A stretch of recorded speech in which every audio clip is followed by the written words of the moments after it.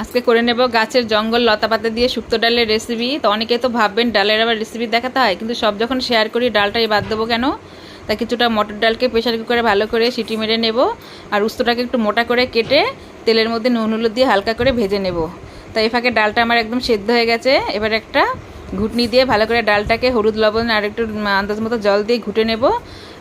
এবার এই ফাঁকে উস্তটাকে ভেজে নিয়েছি, ডালের মধ্যে দিয়ে এবার সম্বার দিয়ে নেব। কড়াইয়ের মধ্যে কিছুটা তেলের মধ্যে তেজপাতা আর শস্য ফোড়ন দিয়ে সাথে একটু আদাকে থেতো করে নিয়েছি। ডালটা একদম ঢেলে দেবো, রেডি আমার ফোড়ন। এবার যে ওই তেলাকুচিলা পাতাগুলোকে কেটে নিয়েছিলাম ওটাকে দিয়ে আরও কিছুক্ষণ ফুটতে থাক। এ ফাঁকে আমি শিলনোড়ার মধ্যে কিছুটা আদা আর ভেজে রাখা রাঁধুনি, মানে যাকে বলে ছোট ধনে, ওটাকে ভালো করে বেটে নামানোর আগে দিয়ে নেব। দান্দাজ করে একটু চিনি দেবো, শুক্তো মানে তো একটু চিনি দিতেই হয়। তা কিরম লাগলো আমার শুক্তো ডালের রেসিপিটা, আর এই পাতাটাকে আপনারা কী পাতা নামে পরিচিত কমেন্ট করে অবশ্যই জানাবেন।